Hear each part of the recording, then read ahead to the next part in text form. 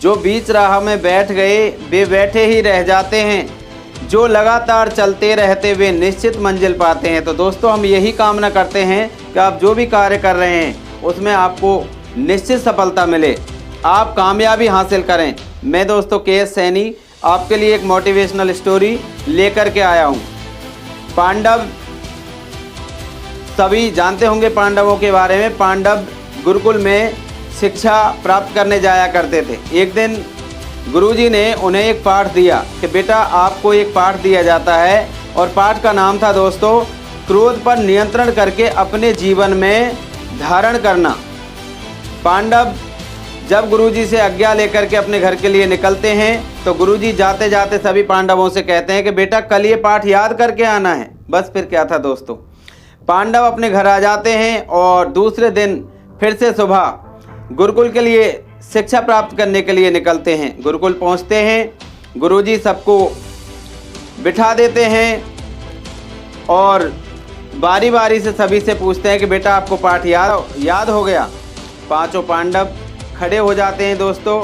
4 पांडव जवाब देते हैं, लेकिन सबसे बड़े भाई जो युधिष्ठिर होते हैं वो कहते हैं कि गुरुजी आपने पाठ तो दिया था लेकिन मुझे संदेह है। तो गुरुजी बोले बेटा आपको बताया था कि पाठ याद करके आना है, यदि मैं तुमको पनिशमेंट नहीं दूंगा तो आप हो सकता है कि आज भी लापरवाही कर जाओ। तो गुरुजी ने बस फिर क्या था दोस्तों, स्टिक उठा करके 2 स्टिक युधिष्ठिर के हाथ पे लगा दी और कहा कि बेटा याद करके आना है पाठ। बोले गुरुजी अभी तो मुझे कंफर्म नहीं था, लेकिन अभी कंफर्म हो गया कि मुझे याद है ही नहीं। बोले कोई बात नहीं है, याद नहीं है तुम अच्छे हो और कल याद करके आना। पांडव गुरु के चरण स्पर्श करके दोस्तों अपने घर वापस चले जाते हैं। सुबह जैसे ही होती है तो अपने गुरुकुल के लिए फिर से शिक्षा प्राप्त करने के लिए निकल जाते हैं। जब गुरुकुल पहुंच जाते हैं, गुरु के चरण स्पर्श करके अपने नियत स्थान पर बैठ जाते हैं गुरुजी, और सबसे पहले युधिष्ठिर से ही पूछते हैं कि बेटा आपको पाठ याद हुआ। युधिष्ठिर कहते हैं गुरुजी मैं कुछ बता नहीं सकता क्योंकि अभी मुझे संदेह है। बस फिर क्या था दोस्तों, स्टिक उठाई गुरुजी ने और युधिष्ठिर को कई सारी स्टिक लगा दी। युधिष्ठिर के मन में कहीं ना कहीं थोड़ा सा क्रोध जन्म ले लिया। तो युधिष्ठिर ने कहा कि गुरुजी अभी भी मैं कह सकता हूँ मुझे पाठ याद नहीं हुआ है। बोल बेटा मुझे लगता है कि आप ढीठ हो गए हो, आप पढ़ नहीं रहे हो, पता नहीं घर पे क्या करते रहते हैं, लेकिन बेटा आपको ये लास्ट वार्निंग है, कल आपको लेसन याद करके ही आना है। बोले जी गुरुजी। अंततः जब समय हो जाता है तो पांचों पांडव गुरु के चरण स्पर्श करते हैं और अपने घर के लिए निकल जाते हैं। अगले दिन फिर से जब सुबह होती है पांडव फिर से घर से तैयार होके गुरुकुल पहुंचते हैं।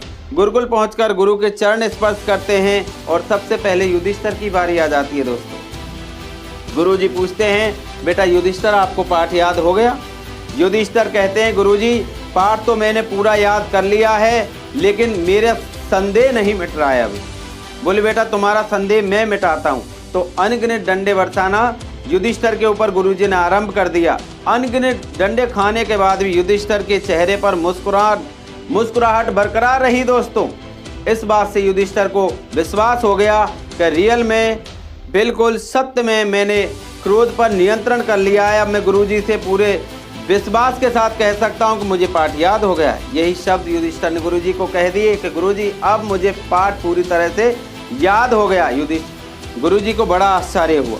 बोले बेटा आपको पाठ याद हो गया तो इतने दिन से पिटाई क्यों खा रहे हो। बोले गुरुजी कल जब आपने पिटाई लगाई थी, परसों जब पिटाई लगाई थी तो मुझे क्रोध आ रहा था, मैं कैसे कह दूं कि मुझे पाठ याद हो गया है, लेकिन आज आपने मेरे हाथों पर अनगिनत डंडे लगाए लेकिन गुरुजी मुझे तनिक भी क्रोध नहीं आया।